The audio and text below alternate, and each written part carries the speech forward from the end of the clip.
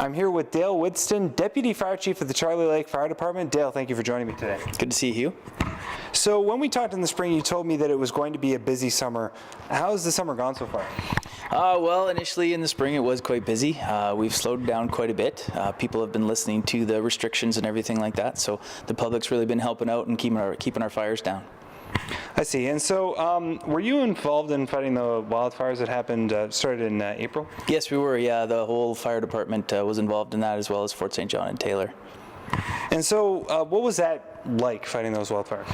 It was a big fire. That was the biggest that we'd had in our entire history, our 36 years as a fire department. It was very hectic, but we all came together, and with help from Fort St. John and forestry, we were able to put all the fires out, and everything worked out okay. Okay, and so for those of us who maybe never have any firefighting experience, like, can you kind of paint us a picture of what it's like to fight a fire of that size?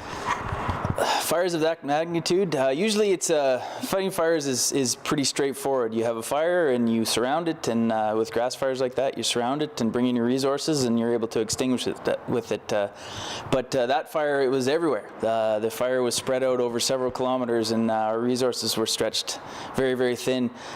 Fortunately, we had the resources that we needed, and the weather cooperated for us during the breaks, but it was very hectic. The public helped out a lot too. We just kind of had to do everything that we did. I think it was 52 hours was the one fire on April 18th there, and it was a long one, but we managed to get it put out.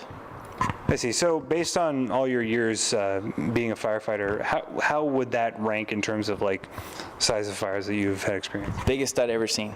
Biggest that the majority of the guys had ever seen here. 20-year guys had never seen anything like that too. So it was we call those career fires. So that's one that you usually get once in a career, and one that you never hope to see again in your career. I see. All right, and so since the fires have been put out, we've received a lot of rain in this area, especially in recent weeks. Has that helped the situation in the region any? Yeah, it has. Just continues to keep things green, so the rain does help, but unfortunately the weather's calling for some hot, dry weather, so it's going to dry it out again, and we could be right back to where we were in the spring. Really? Well, possibly. The next week or so, I think we're scheduled to see some hot weather, but there's always going to be rain somewhere in there. So I don't think there's any cause for alarm, but it should be. You should definitely be careful out there. I see. Okay. So so what's the fire risk level in the region right now? Moderate. So it's not that bad at all. So we have the nice green grass and trees out there. We did just get some rain, so right now we're sitting quite well, and nothing should be catching on fire anytime soon.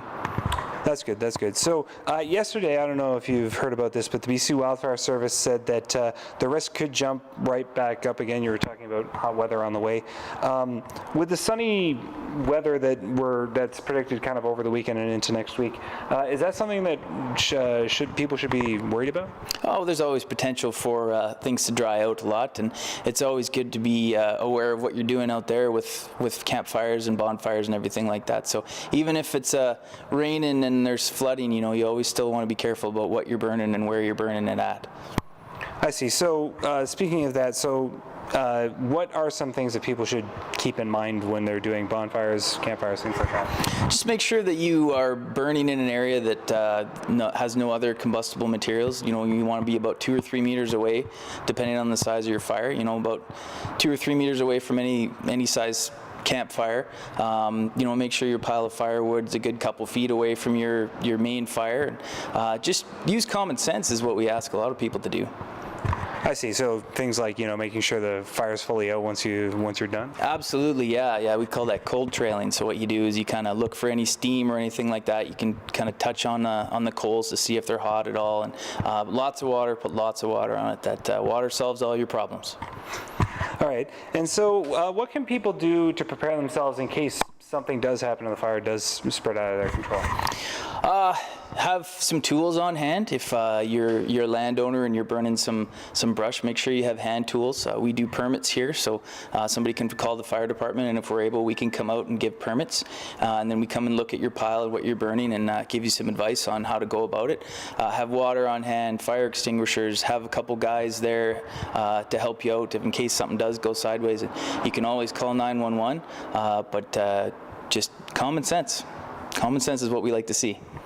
Okay, great. Well, that's all the time we have for today. Dale, thank you again for joining me. Okay, thanks you.